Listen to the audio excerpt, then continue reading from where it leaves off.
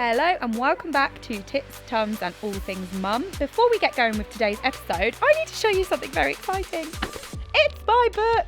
It is out now. Dirty Laundry is out on Amazon. You can get it. Search Dirty Laundry by Lottie Teideman on Amazon.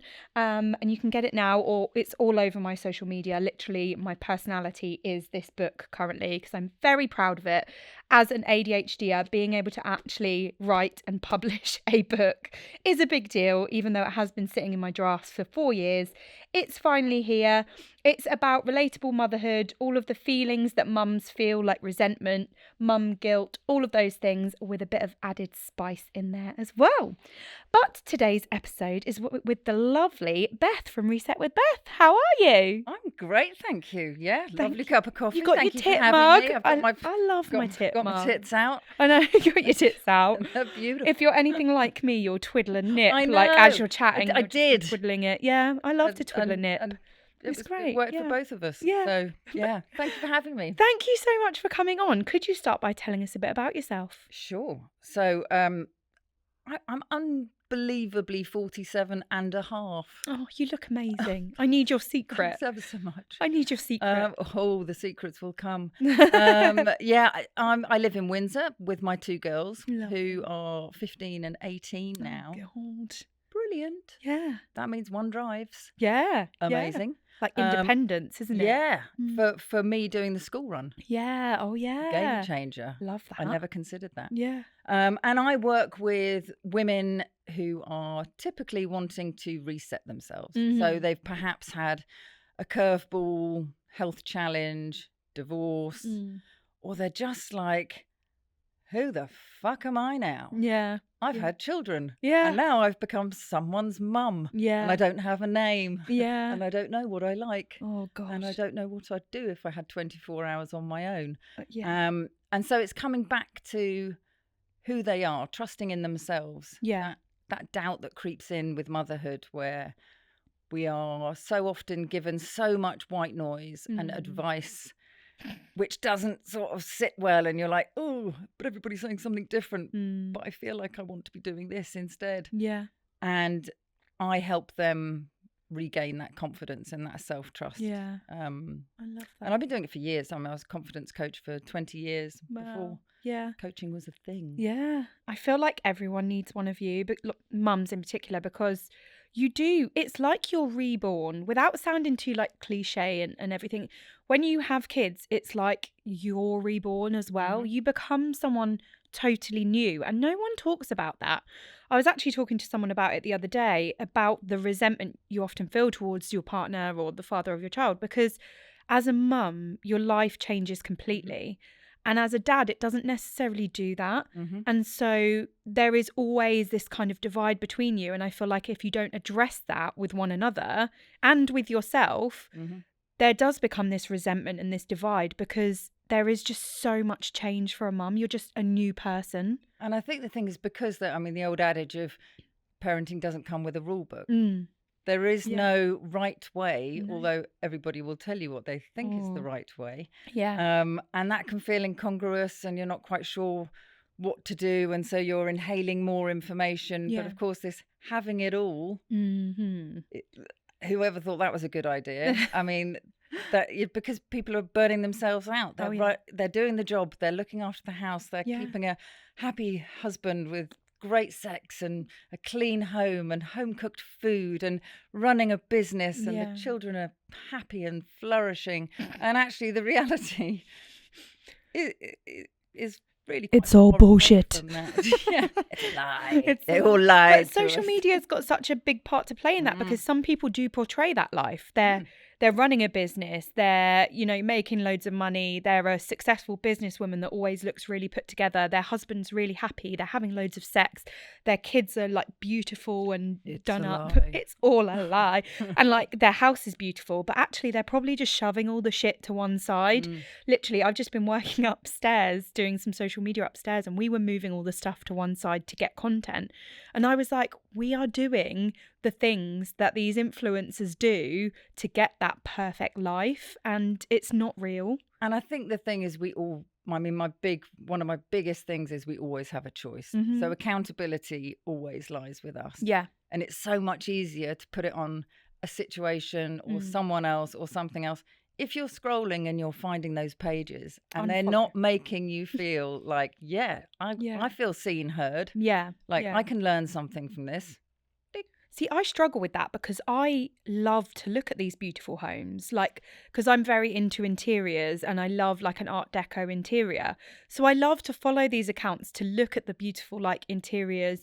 But then it does make me feel a bit shit sometimes when I see that it's always perfect and there's no toys and stuff. So I think you also have to educate yourselves and realise that it's not real and it's not normal. And the fact that your house is messy doesn't mean that you're any less of a person because of that. And especially both being ADHDers. Yeah. I mean, the best thing, don't ever knock on my door unannounced, by the way, anyone. Yeah. Ever. But if I know you're coming in half an hour, woohoo! Yeah, honestly. My house is going to be spotless. Yeah, same. It's brilliant. I have my best friend often knocks unannounced and comes in, but she's ADHD as well. So she knows that my house will just be a shit tip. And that's absolutely fine. We're like accepting of that. But if anyone else turns up at my house unannounced, I'm like, oh my God. And yeah, it's not for me. It's not the judgment of what I think they might think. Yeah. It's more of the fact I just think it feels claustrophobic. Yeah. You know, definitely. when you've got stuff everywhere. And of course, my children are out of the age of having toys. Yeah. So it's not toys are everywhere. And actually, it's actually my stuff that's everywhere. I'm very, very good at creating piles. Same. Very, very good at that. Yeah. Of all sorts of things. Yeah. In all sorts of places. Yeah. My husband is definitely ADHD as well, although he doesn't know it, but he 100% is.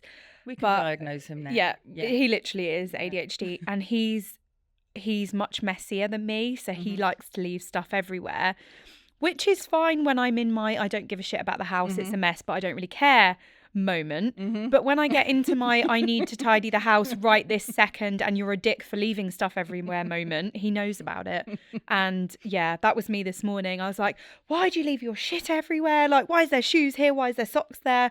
And that was literally me yesterday, leaving my shoes and socks everywhere. But because I wasn't in that like clean freak moment, he wasn't getting it in the ear. Yeah, the floor Poor guy. The floor is real. Yeah. Right? Oh yeah, 100%. But there's a lot to be said, isn't there, about going easy on yourself in parenthood, because it is fucking hard. It really is. Really hard. Yeah. It's really hard for all the stuff that you don't expect. And I think that's the thing that, you know, you expect the sleepless nights and you expect are they going to make friends and are they going to be, you know, doing well at school and all of these things. It's the other bits that nobody tells you about. And they are the hardest hitting bits because also people tend not to talk about them either. So it's almost like, oh, am I the only one feeling like this? When of course you're not, because when I speak to my clients who are speaking to me, they're like, this is probably going to sound really strange, but and I'm like, no, you're one of everybody who I speak to who feels the same, but we just don't necessarily share it. So I think the identity shift is massive. Like, who am I now? Yeah. And is it who I thought I would be? Am I the kind of parent who I thought I would be? Yeah. Yeah. What am I carrying from my own upbringing that I said I'd never say? Yeah. You know, don't eat that, you can't have that. Or being stricter with boundaries. Yeah. That can be really tricky. Yeah. I'm not very good at that. No. Oh, no. You know, because I just think, I don't know, leave the accountability to them at times. Yeah. But then that's difficult to claw back. Yeah. It's a wing and a bloody prayer. I know. It's a wing and a prayer, and there is just, you know, your knees hurt from the praying. Yeah. I found. Oh, yeah, definitely. And that's kind of like what this podcast and my page and even the book are about, is talking openly about those things that everyone's feeling, but nobody's talking about, to make people realise that they're not alone in this. And we're in such a tricky generation, I feel, where we're kind of between two ways of life. We're between the kind of typical man goes out to work, woman stays at home and brings up the child and does the cooking and the cleaning, and this life where women are earning the same, if not more, than men. We're kind of in that middle bit where we've not yet learned how to be that woman that is out working, and we're doing it all. And I think I grew up, my mum was a marriage guidance counsellor and a sex therapist. Mm. So, you know, love that for her. Yeah, it was a bit like Meet the Fockers in terms of my parents. And one thing which people may not agree with, but it certainly worked for them in terms of 58 years of being married, is recognizing, and it's not necessarily blue or pink jobs, although I do refer to them as that, is recognizing what you're good at and sharing the load. And being really clear about it. The communication is massive. And it's like, it doesn't mean that somebody has to always do a certain thing. But if there's no sort of understanding of sharing responsibility. And you've been at home all day. Surely you've got time to, it's like, do you know what it's like to be at home all day? Honestly, that comment deserves like a slap around the face. I know, it's hard work and it's lonely. It's really lonely. And then you have the guilt because you're meant to be enjoying it. And this is what you really wanted. And of course everybody says, I love my children. It's like, that's obviously a sort of given. You don't need to start with that. No, exactly. But it's having an understanding of how everybody plays into a part of running a home, because we are still doing all of the 1950s, generally speaking. Obviously, I'm making a massive sweeping generalisation. But doing the 90s, 50s lifestyle plus we can have it all, do it all. And the reality is you can't. No. And my clients come to me when they are absolutely fine on the outside. Don't touch me, because I will cry. Because you're holding it all together. And the idea that you can't hold it all together and do it all perfectly on time, you're creating something homemade, you're turning up and running an event, got the children at 64,000 different clubs that they probably don't want to go to, but everybody else is, so you sort of subscribe to it, and running a business. And funnily enough, where are you in all that mix? Exactly. We're the worst at looking after ourselves as well. Like, I was talking to you in the green room about having been ill recently for quite a while, and I've only just gone to the doctors about it, because every time I've gone to book an appointment, I've been like, oh, but I've got this, I've got that, I've got this, I've got that. And I'm like, when are you going to actually put yourself first? We're the worst for it. I could bang on about this for ages. Self-care, like no fairy lights, no bath bombs. That is like so far away from self-care for Although me. I do love a bath. Like, when I'm feeling burnt out, I do love to just sit in a bath and rot for like an hour. Do you? I love that. Do you keep the hot tap on? I'm never quite sure about how this... I'll keep topping up with hot water, and I'll have my iPad with like Married at First Sight on. I'll have a glass of wine or a cup of tea, and I'll just, oh my God, it's the best. I love it. But everyone has a different thing that they like to do when they're feeling burnt out, don't they? Yeah, don't get to that stage. Like, I mean, the thing is, I wish I could tell myself you cannot care for the very people who you are running around like a blue-ass fly for if you're not caring for yourself first. And I know it's a cliche, like fit your own mask first, but it really is. If you go down, the mothership goes down, everybody else goes down. Definitely. And then it takes a long time to get better. And the fact is, we're not actually that important, sadly. No. The world does go on without us, and they can do stuff for themselves. So by stepping back... Can you tell my husband that? Yeah, absolutely. Give him the number. You're ADHD, and also you can help with stuff around the house. You can do stuff. But this is where an element of control comes in. Because we don't want to relinquish control. Because sometimes when we do, it goes wrong. And then you get stuck in this cycle of like, okay, but last time I handed that over to him, he fucked it up, so I'm going to just do that. But you're not his parent, and he needs to learn.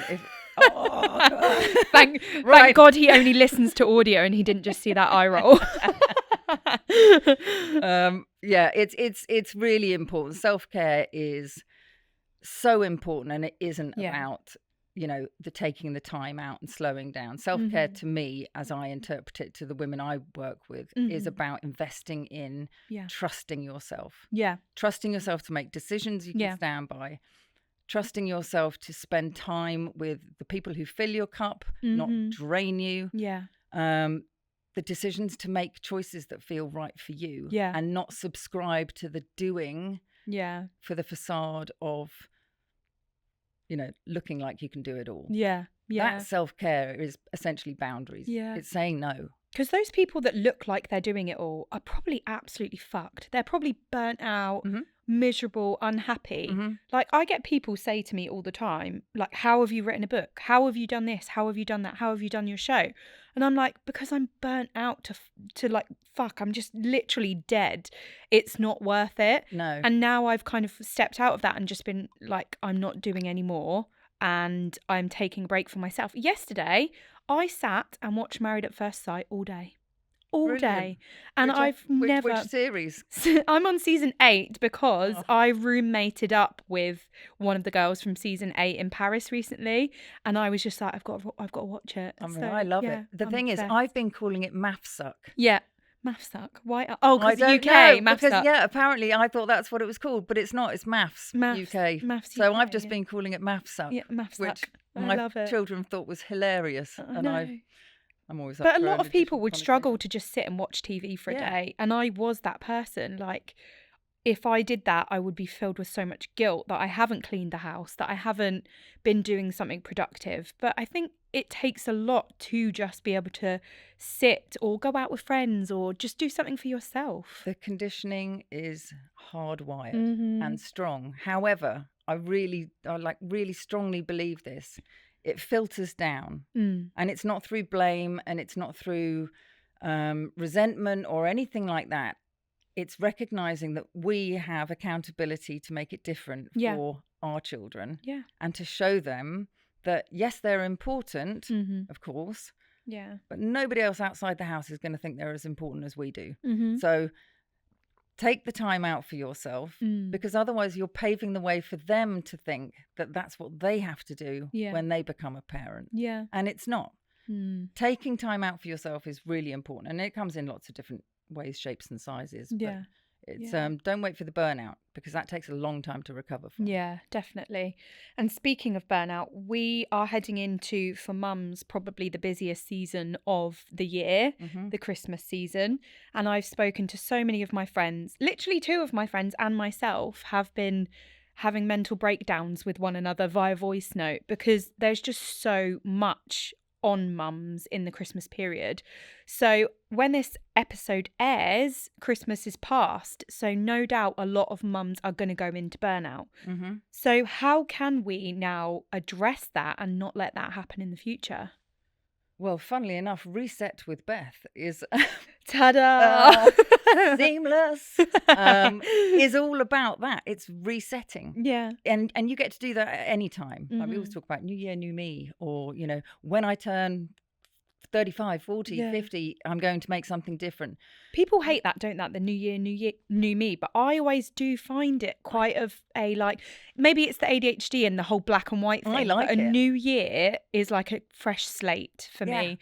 So I'm cliche. I'm going to go with it. I like a new term. Yeah. Like September, I just think school shoes. Yeah, Never exactly. But, you know, it was a thing. Or like a Monday. I love a Monday. Like, everyone hates Mondays. Monday is like a day of opportunity. It's like the day after the weekend. Everything starts back up again. Every day.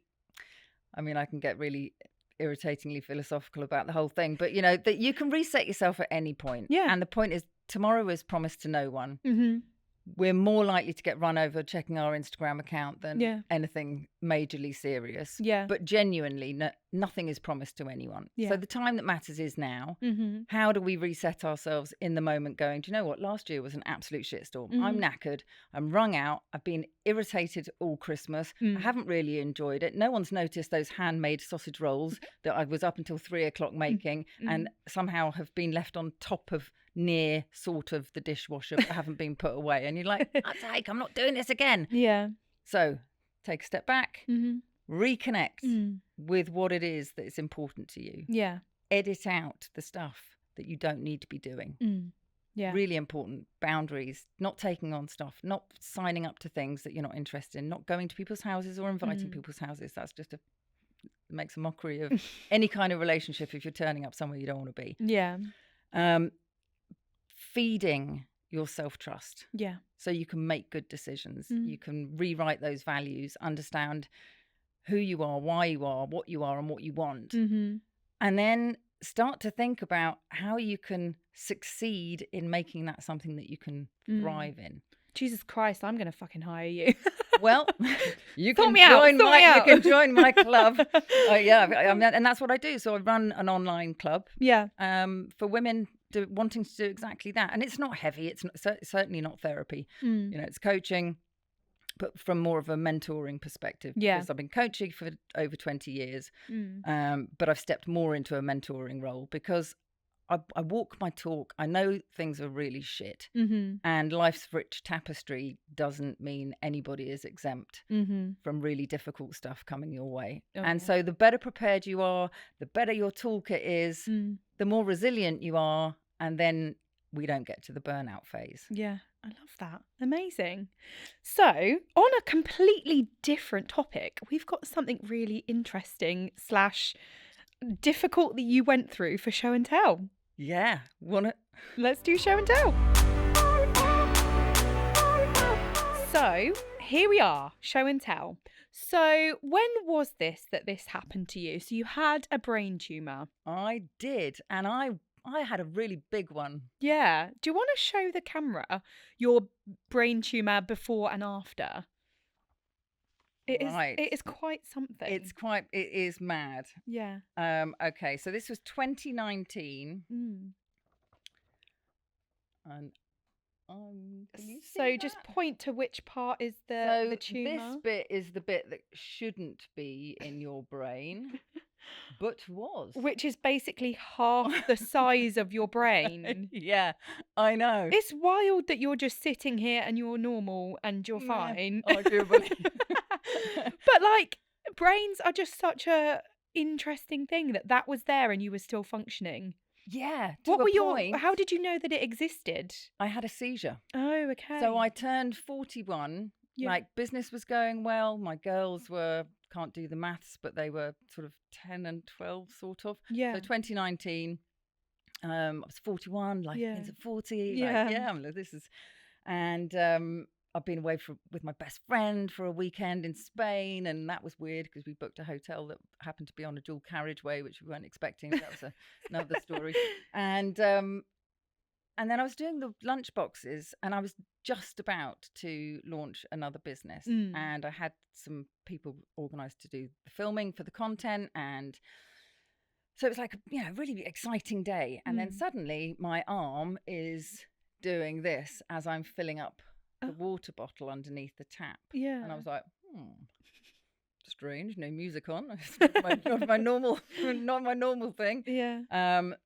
And I'm really terrified of needles, and I don't like hospitals. And my sister was an A&E nurse for 20 odd years. So like, I know that you don't want to go to A&E unless you really need to, because there's enough people going with coughs and colds. And I was like, I'm sure this is fine. Yeah. Girls went to school.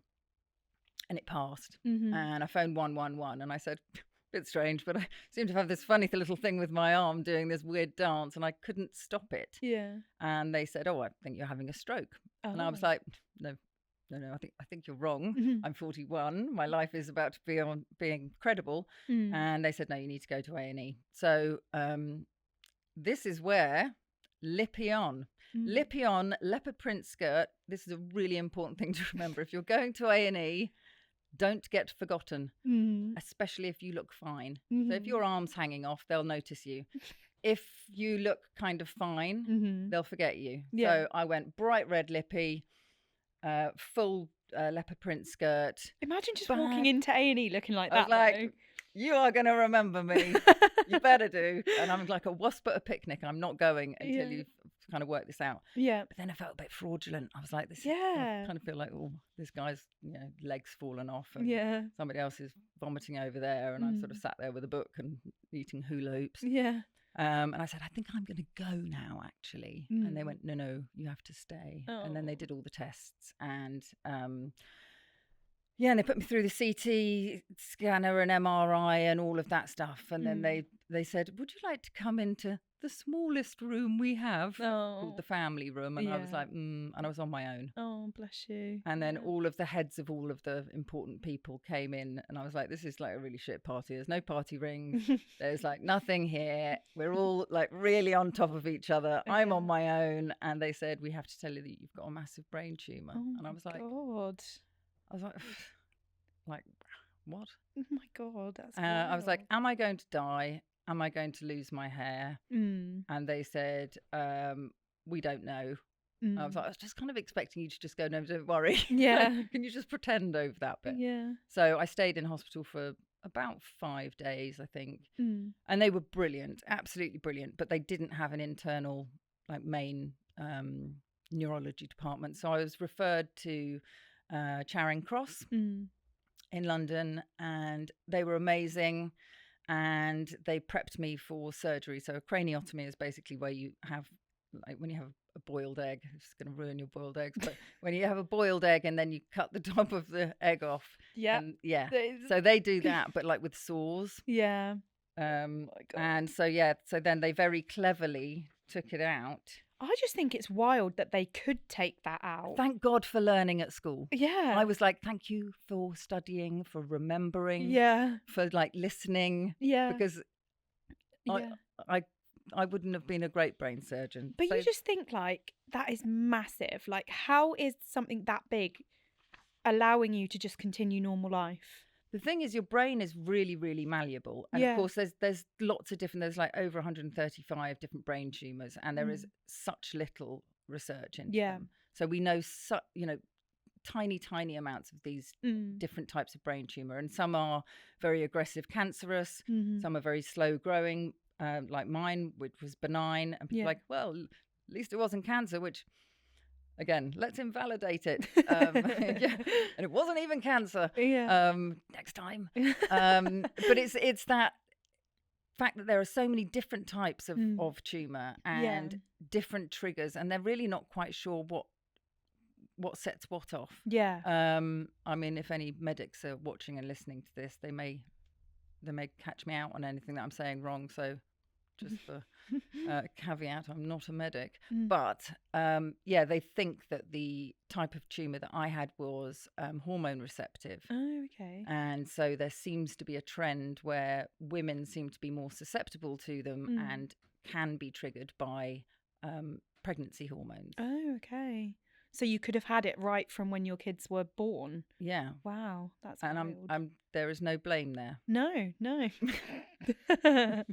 But yeah, that's wild. And then show your brain after. The before and after. I don't know whether that's my head the right way up, but there we go.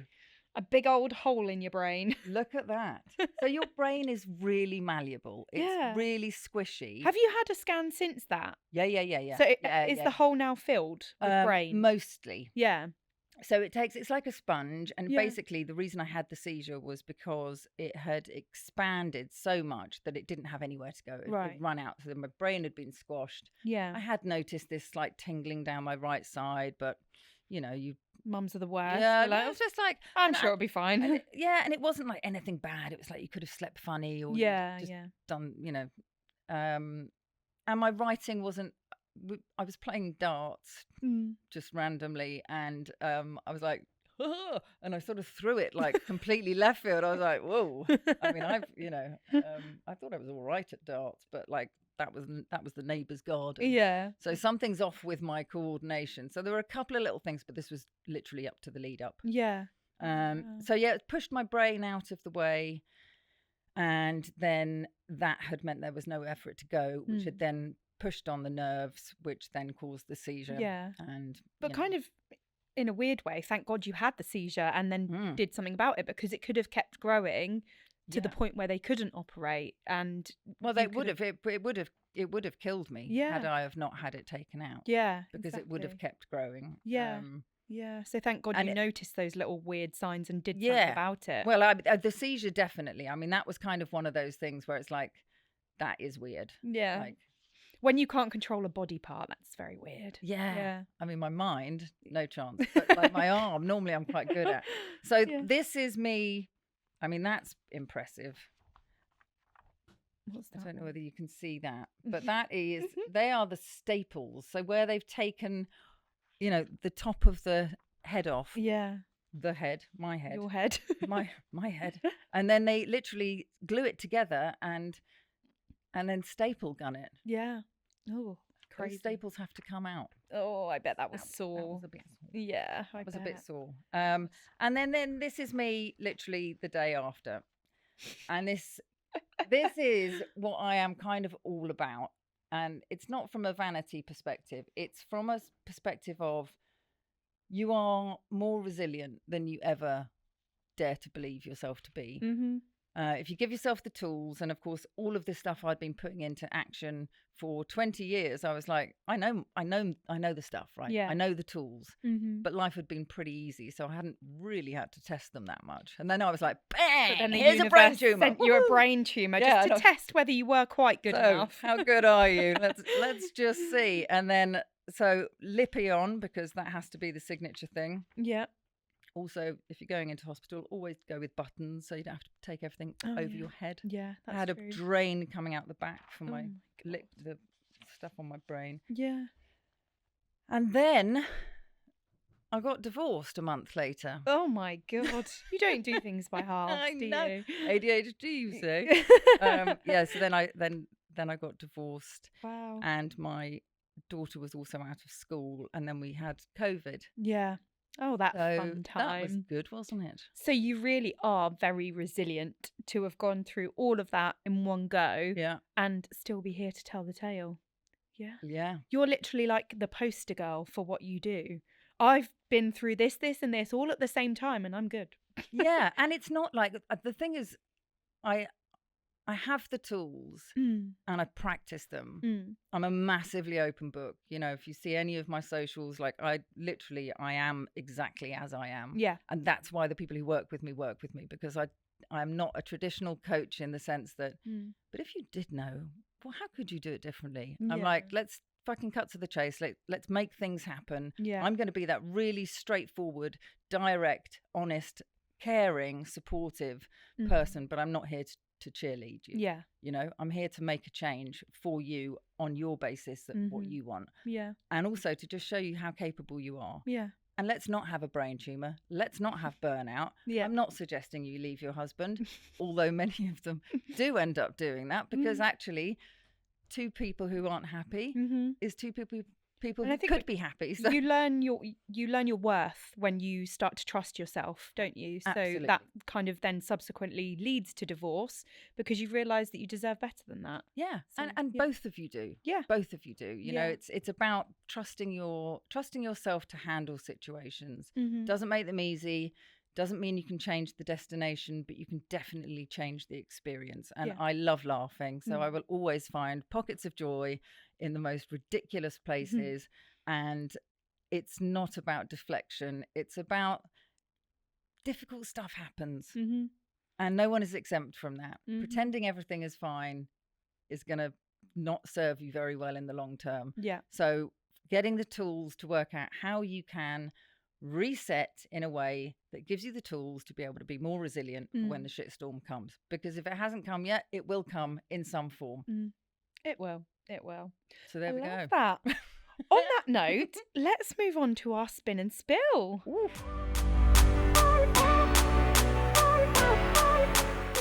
So here we are, our spin and spill wheel, which I always find a real mouthful to get out of my mouth. Spin and spill wheel. Let's give it if you give it a big spin, and we'll see what you get when you finished your tea. Is there a prize? Coffee, always coffee. Oh, coffee. Black coffee.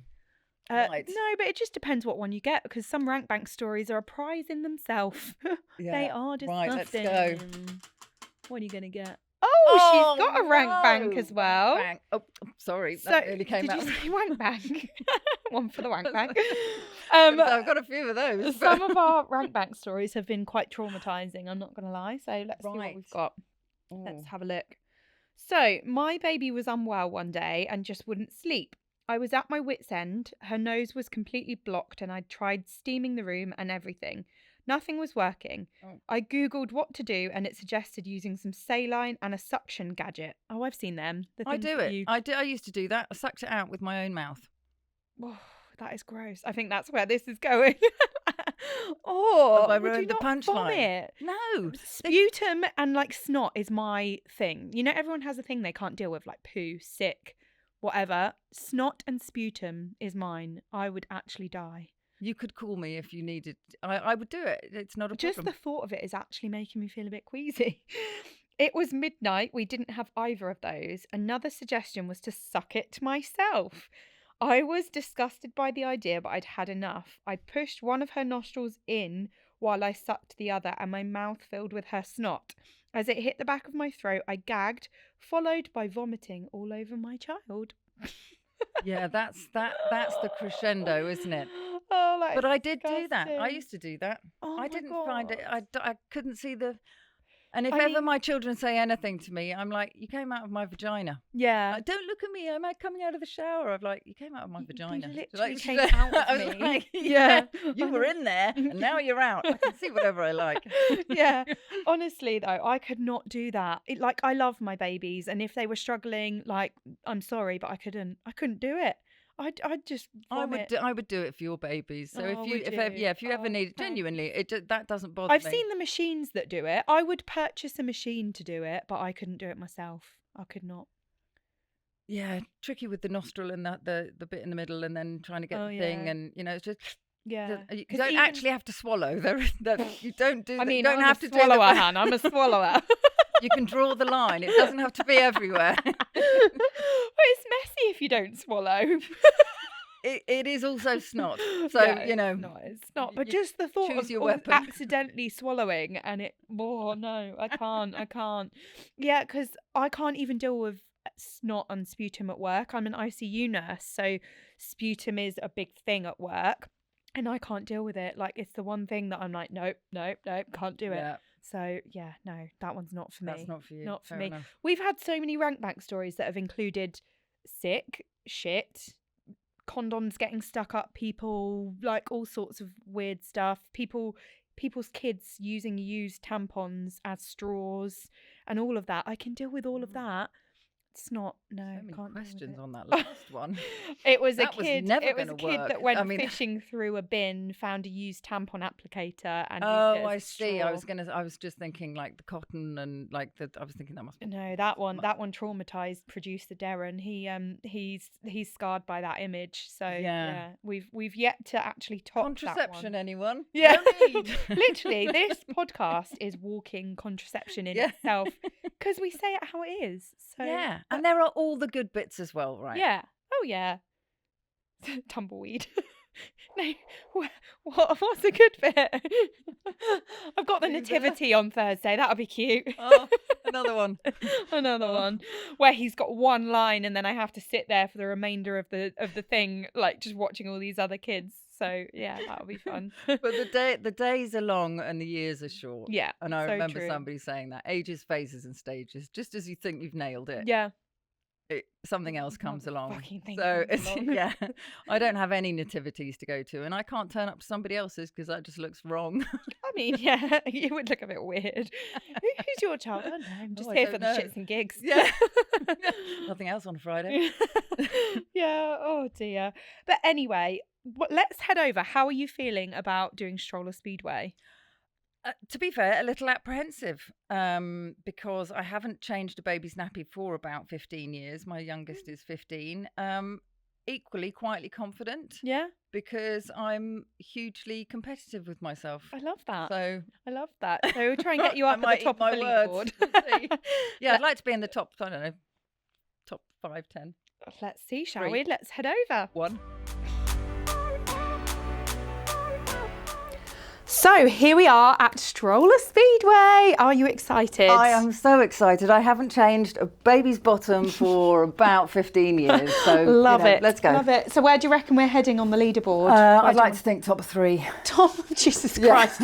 Aim high, aim high. So go top high 3, or go home. We're looking at about a minute for that. Do you reckon? Right. Yeah? Yeah, I can do that. So about a minute? About a minute, and then you'll get top 3. Right. So situation is, she's done a poo as you've put her in the pushchair, standard baby. Damn. You're going to take her out, clean her bum as clean as you'd like your own child, put a new nappy on, put her back in the pushchair, slalom that way, touch my shoulder to finish. Okay? Right. I'll give you a countdown and then we'll get going. Okay. Are I'm you not ready? Competitive at all. Yeah, that's great. I can tell. I can tell. That's great. Okay. 3, 2, 1, go. Straight in there. Little you don't baby. have to undo it, just slide her out. Yeah. I can just pop her down here. Yeah. Oh, you see, this happens, doesn't it? Yeah. So little legs bend. There we go. Yeah, Wipes out. Oh gosh, that's Christ right alive. in there, isn't it? She's had a little pickle there, and I was always a bit free flowing with the wipes. Now front to back. Just pull out all of the. Do you remember when you used to pull out one and they all came out? Yeah. It's not like that anymore, though. No, well, I've done it with kitchen roll and all sorts. So this is. Love it. Look, can I put those down there? Yeah, just look. pop She's it not down even there. crying, bless her. Oh, see? she's so such a good girl. She's so well behaved. Yeah, she is. There we go. She's been through some trauma, this poor baby. And is the front to back an issue? Am I supposed to No, be just doing- go no, for we're it. Just go for it. Right. Yeah, she's nice and clean. There we Good go. job. Look, see, she's fine. Clean Nephion. I mean, here we go. Can't even see it. I need glasses. You are at a minute, so you're not top 3. For fuck's sake. Right. But you've still she got was- time to not be at the bottom. Damn right I have. And I've got to do the running round. You Right, have, there we go. In you go. There In we she are. goes. She's very happy. There we are. She's Right, good. Where am I going down here? Slalom, yeah. There you Oops. go. Oh, she's knocking him over. There we go. And back again. Oh, there we And then are. touch my shoulder to finish. At least I've got long arms. Cool. So we're not bottom of the leaderboard. We've done pretty good, to be fair. You're at 1 minute 24. That's actually pretty good. You know what? 2 and 4 are my favourite numbers. Oh, So there I'll you take go. that. There you go. It's fate. So It was where are written we? in the stars. That's actually not that bad. Look, you're over this side of the board at least. You're over there above Ben Farrow and you're underneath JD, who's my best friend. So there you go. Oh, thanks, Lovely. Ben and JD. So you're sort of midway through. That's Midway not too through, bad. yeah. You're average. Mediocre is always my Mediocre. benchmark. Lovely. Amazing. Brilliant. Leave all of that. Let's Okay, leave that on let's the leave floor and that. head back over. Excellent. So, Sharon, Wedding Mayhem, I'm watching you. I can see that she's been in the studio and she's moved herself to the top of the leaderboard. Let's move her back down to where she belongs. There you go, Sharon, you cheeky bugger. Amazing. So how was your stroller speedway experience? You're pissed off with yourself, aren't you? I'm a little bit disappointed, if I'm honest. Like, room for improvement. You're like my about school halfway. report. Like my school report. Could have done better. You're about halfway, so Yeah. mediocre. Mediocre. But as an ADHDer, we have to be the best. Yeah. We The have best to or the be. worst. Yeah. We're just like average. You're as close to the bottom as you are to the top. Yeah. No. I wasn't born for beige. No. So that was, You're beige, unfortunately, on that leaderboard. So sorry about that. You'll have to come back again and try again. Go home and practice practicing at home. Oh, so thank you so much for coming on today. It's My been pleasure. lots of fun. Could you please tell everyone where we can find you online? Yeah, absolutely. So you will find me at resetwithbeth.co.uk. Instagram every morning. I am there with my cup of coffee, double espresso black, if you're interested. And I start off the day with a little thought, a little idea, a little something to consider to help yourself reset the day. I run an online group club called the Reset Club, and we next start in February, 12 weeks. Group of brilliant women, capable. They just want to who the heck am I? Let's reset. Let's find ourselves, reconnect. So you can find that on my website. And I also do private reset one-to-ones. So if somebody wants a 12-week container, all about them, I'm there for them. Love that. So come and give me a hi on Instagram. Amazing. Show us your mug. Thank you so much for coming on today. And thank you to everyone for watching and listening at home. Please do subscribe, download, comment, all the things. Don't forget to buy the book as well, because that kind of goes into all the things that we've talked about. Mum guilt, resentment, losing yourself, not having a purpose after you become a mum, all of the things, and sex. So it's all the good things as well. I love it. So, and yeah, I'll see you soon. Bye. Thank you.